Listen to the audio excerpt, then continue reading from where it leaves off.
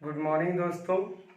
आज हम लोग का ये सेकेंड डे होगा लाइट चैप्टर का। इसमें आप लोगों को हम रिफ्लेक्शन ऑफ लाइट के बारे में बताएंगे और उसके लॉज बताएंगे, नियम क्या क्या नियम है उनके, उसके बारे में। दोस्तों हमारे YouTube channel hi fi classes by S K. Sir, ये एसएससी कंपटीशन और क्लास 9-10 स्पेशल बच्चों के लिए एक बहुत अच्छा प्लेटफॉर्म को खोला गया है। आप इस पर आकर के किसी भी प्रकार के डाउट को पूछ सकते हैं और साथ ही साथ यहाँ पर सभी विषय का जो है वो एक्सप्लेनेशन आपको कुछ ही दिनों में मिल जाएंगे। हमारे टीम ने मिल करके इस पर बहुत सारे वीडियोस बनाने का प्लान किए हुए हैं। आप लोग इसको जो है थोड़ा सपोर्ट कीजिए, लाइए आपका अपना यूट्यूब चैनल हाई-फाई क्लासेस आपको सबसे इजी और सबसे अच्छे तरीके से हर टॉपिक को पढ़ाने का कोशिश करेंगे। यहाँ पर सभी टीचर्स, एक्सपर्ट टीचर्स द्वारा पढ़ाया जाएगा। तो देखिए आज का क्लास हम लोग का रहेगा रिफ्लेक्शन ऑफ लाइट। जैसा कि हम लोग जानते हैं रिफ्लेक्शन का मतलब होता है परावर्तन। कहने मतलब लाइट जो होता है किसी भी सतह से टकराने के बाद वापस उसी दिशा में लौट जाना। जैसे कि प्रैक्टिकल आपको बताते हैं, ये देख रहे हैं, ये क्या है? दर्पण। ये दर्पण में यदि हम बात करें तो आपका मोबाइल ही दिखा रहे हैं, देखिए। तो यहाँ पर देखते हैं तो आपका मोबाइल जो है यहाँ पर देखिए आप ही की ओर दिख रहा है, मतलब ये लाइट आ रहा है इधर से और इधर ही ट्रांसफर कर गया। यहाँ पर लिखा गया है क्या? स्ट्राइकिंग या स्मूथ और पॉलिश्ड सरफेस। ये पॉलिश्ड सरफेस है, इस पर हम अपना चेहरा भी इस तरह से देखते हैं तो इधर से देखना यहीं पर घुमा दिया, यानी पीछे से कोई आदमी चाहेगा कि हम इस चेहरा को देखें तो नहीं देख पाएगा। क्यों पता है? क्योंकि लाइट गया, टकराया और फिर वापस हमारे तरफ लौट गया। तो चलिए बात करते हैं रिफ्लेक्शन ऑफ लाइट। मतलब प्रकाश के परावर्तन होते हैं, मतलब प्रकाश किसी चिकनी या चमकीली सतह से टकराकर वापस उसी दिशा में लौटना, उसी दिशा में लौट जाता है।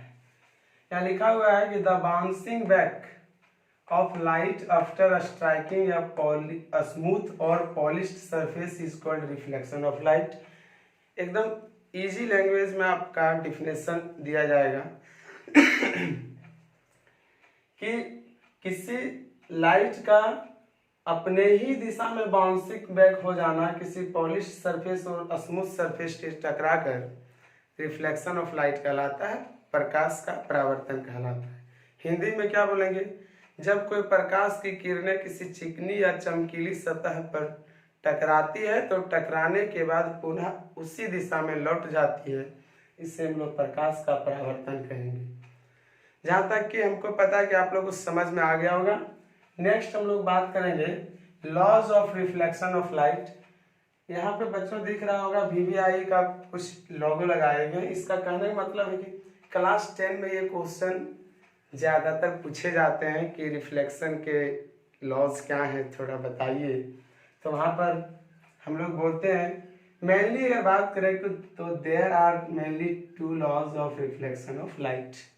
प्रकाश परावर्तन के जो होते हैं मुख्य रूप से 2 नियम होते हैं, जिसको हम लोग यहाँ पर विथ डायग्राम देखेंगे। यहाँ पर डायग्राम भी बनाए हुए हैं। जैसे ये कोई पॉलिश्ड सरफेस है, यहाँ पर लिख देते हैं कि ये एक सरफेस है, पॉलिश्ड सरफेस। ये मेरा नॉर्मल लाइन है, ये है इंसिडेंट रे वाला लाइन, या आपका रिफ्लेक्टेड रे। कहने मतलब ये है कि इसमें अगर हम यहाँ से टॉर्च जलाते हैं तो टकरा करके ये जो टॉर्च से लाइट आएगा ये कहलाएगा इंसिडेंट रे। हिंदी में इसको कहा जाता है आपतित किरण। क्या कहा जाता है? आपतित किरण। ये नॉर्मल है मेरा अभिलंब, और जब ये पॉलिश्ड सरफेस से टकराएगा तो टकराने के बाद ये लाइट क्या बोले थे कि मुड़ेगा, जिस दिशा से आएगा। जैसे देखिए ये सरफेस को पार कर जाता तो ये दूसरा डायरेक्शन हो जाता, लेकिन ये देखिए अपने ही क्षेत्र में इस डायरेक्शन से आया और हम क्या बोले थे कि उसी डायरेक्शन में मुड़ जाना। तो आखिरकार में कितना मुड़ेगा, ये भी बात है। तो laws of reflection of light में कहा गया है कि जितना एंगल से हम लाइट को यहाँ पर आपतित कराएंगे यानी कि इंसिडेंट कराएंगे, नॉर्मल से उतना ही एंगल बना करके ये लाइट रिफ्लेक्ट कर जाएगा, परावर्तित कर जाएगा। आई होप आपको क्या हम समझाना चाह रहे हैं समझ रहे हैं कि लाइट जितना एंगल से यहाँ से इस पर मारा जाएगा, इस सरफेस पर आपतित कराया जाएगा, इंसिडेंट कराया जाएगा, नॉर्मल से उतना ही एंगल, उतना ही कोण से ये क्या करेगा, रिफ्लेक्ट कर जाएगा। अब बात करते हैं, थोड़ा कुछ टर्म लिखे हैं। ये रे इंसिडेंट रे कहलाता है, ये नॉर्मल कहलाएगा आपका जो कि परपेंडिकुलर लाइन है, और ये कहलाएगा रिफ्लेक्टेड रे। यहाँ पर ध्यान दीजिएगा, नॉर्मल और इंसिडेंट रे, ये देखिए ये नॉर्मल का लाइन है, नॉर्मल और इंसिडेंट रे के बीच जो कोण बनता है उसको कहा जाता है angle of incidence. Angle of incidence, आपतन कोण, हिंदी में कहलाता है आपतन कोण। क्या कहलाता है, आपतन कोण। नॉर्मल और रिफ्लेक्टेड रे के बीच जो एंगल बनेगा उसको कहा जाएगा एंगल ऑफ रिफ्लेक्शन। हिंदी में कहेंगे हम लोग परावर्तन कोण। क्या कहेंगे, परावर्तन कोण। ये आपतन कोण, ये कहलाएगा परावर्तन कोण। अब हम लोग दो ठो जो लॉज है इसको एक एक करके डिफाइन करते हैं। कहा गया है द इंसिडेंट रे, कहने मतलब इंसिडेंट रे, ये वाला रे, इंसिडेंट रे, रिफ्लेक्टेड रे, ये वाला रे, देखिए दोनों, एंड नॉर्मल, नॉर्मल कहने का मतलब आप ये, तब तीनों देखिए किसी एक ही पॉइंट पर है, स्थित है यहाँ पर, देखिए एक ही बिंदु पर। तो इंसिडेंट रे, रिफ्लेक्टेड रे और normal all lies at the same point on your surface. किसी सरफेस मतलब सतह के किसी एक ही बिंदु पर जो है आकर के मिलते हैं। ये हो गया आपका पहला नियम।